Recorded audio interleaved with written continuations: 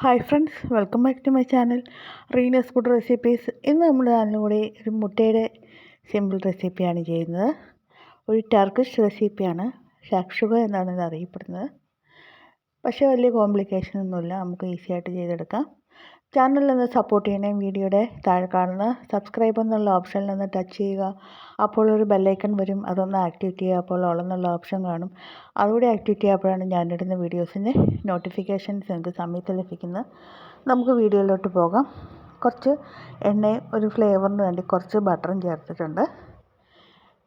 ഇത് നമ്മൾ മുട്ട പുഴുങ്ങി ഒന്ന് സമയം കളയാതെ നമുക്ക് പെട്ടെന്ന് തന്നെ മുട്ട ഉടച്ച് വെച്ച് ചെയ്യാവുന്ന ഒരു റെസിപ്പിയാണ്.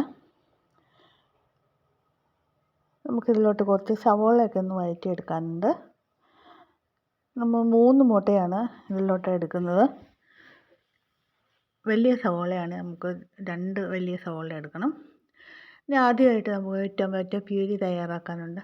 അതിന് വേണ്ടിയിട്ട് ടൊമാറ്റോസ് ഒന്ന് ബ്ലാഞ്ച് ചെയ്തെടുത്താണ്, അതായത് തിളയ്ക്കുന്ന വെള്ളത്തിലിട്ട് 5 മിനിറ്റ് നേരം ഒന്ന് തിളപ്പിച്ച ശേഷം അതിൻ്റെ തോലൊക്കെ ഇളകി വരുന്ന സമയത്ത് അതെല്ലാം പീൽ ചെയ്ത ശേഷം ഒന്ന് മിക്സിയിൽ നമുക്ക് അടിച്ചെടുക്കാം.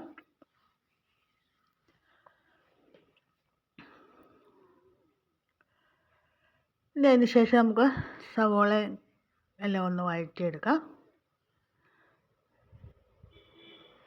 2 വലിയ സവോള ഒന്ന് ചെറുതായിട്ട് അരിഞ്ഞെടുത്താക്കുന്നതാണ്.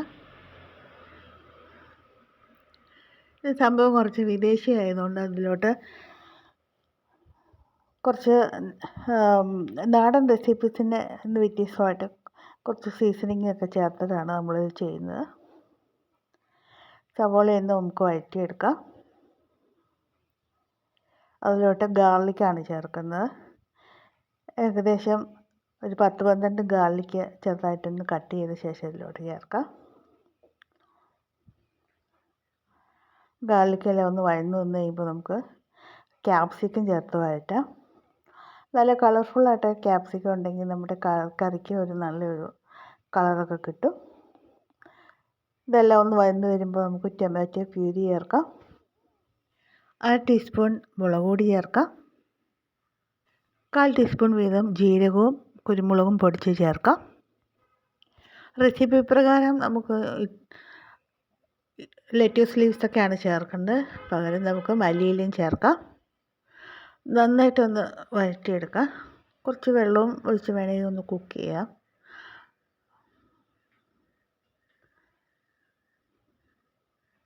ആവശ്യത്തിന് ഉപ്പ് ചേർക്കാം.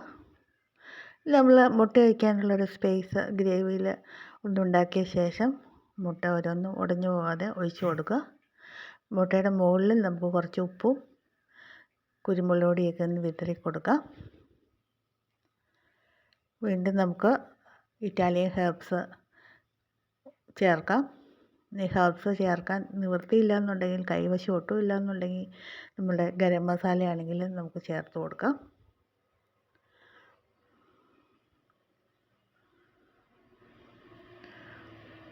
കുരുമുളക് പൊടി ആവശ്യത്തിന് ചേർത്ത് കൊടുക്കുക.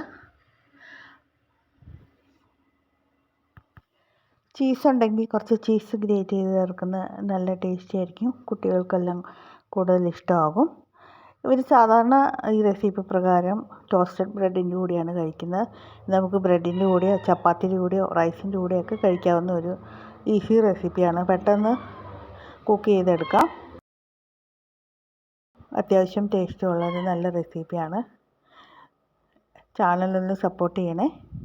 എല്ലാവരും ഒന്ന് ട്രൈ ചെയ്യുക. Thank you for watching.